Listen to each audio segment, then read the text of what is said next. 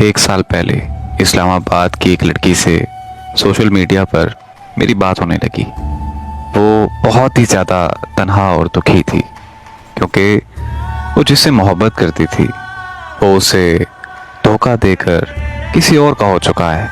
शायद कि उस वक्त उसे किसी के सहारे की ज़रूरत थी, इसीलिए वो मुझसे अपना दुख दर्द शेयर करने लगी। वो रोज़ मुझे कॉल करती और हम घंटों तक बातें करते रहते थे। मैं कोशिश करता था कि वो मेरी बातों से खुश रहा करे और ऐसा ही हुआ। वो मेरे साथ बहुत खुश रहने लगी। वक्त गुजरता गया, उसे मेरी आदत और मुझे उससे मोहब्बत हो गई। फिर हमने एक दूसरे से मिलने का फैसला किया। वो मुझसे मिलने के लिए इस्लामाबाद से लाहौर आ गई। लाहौर में हमने एक साथ बहुत अच्छा वक्त गुजारा और फिर 2 दिन बाद वो वापस इस्लामाबाद चली गई। उसके वापस चले जाने के बाद हमें लड़ाइयाँ शुरू हो गईं। लड़ाइयों की वजह उसका गुजरा हुआ कल था, क्योंकि उसे लगने लगा था कि मैं भी उस शख्स जैसा इंसान हूँ जिसे उसने धोखा दिया था। मैंने उसे बहुत समझाने की कोशिश की कि हर इंसान एक जैसा नहीं होता, लेकिन वो मेरी बात मानने को तैयार ही नहीं थी और वो मुझे हर बात पर यही ताने देती थी कि तुम भी उसी जैसे हो।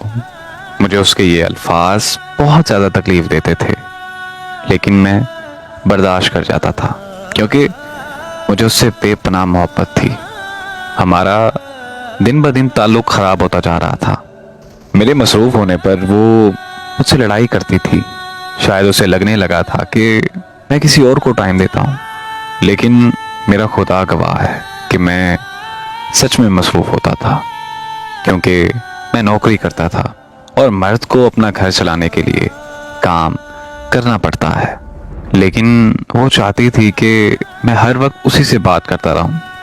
फिर एक दिन मेरा वीज़ा आ गया और मैं बाहर के मुल्क जाने के लिए तैयारियां करने लगा। जब उसे ये बात पता चली तो उसने मुझे जाने से रोक दिया और उसने मुझे इस बात का यकीन दिलाया कि अब वो मुझसे लड़ाई नहीं करेगी। मैं उसके कहने पर रुक गया क्योंकि मैं भी उससे दूर नहीं होना चाहता था। फिर हम में सब कुछ ठीक चलने लगा और ऐसा लगने लगा कि बहुत जल्द हम एक हो जाएंगे। लेकिन कुछ दिनों बाद वो फिर से मुझसे बात बात पर लड़ाई करने लगी। इस पर लड़ाइयों की वजह फिर से उसका गुजरा हुआ कल था।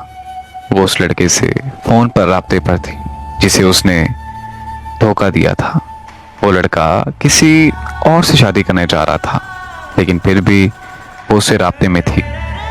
जब ये सब मुझे पता चला तो मैंने उसे कुछ नहीं कहा, क्योंकि मैं भी 6 साल पहले ऐसे ही वक्त गुजार चुका हूँ। इसीलिए मैंने उससे कोई सवाल नहीं किया और बस खामोश रहा।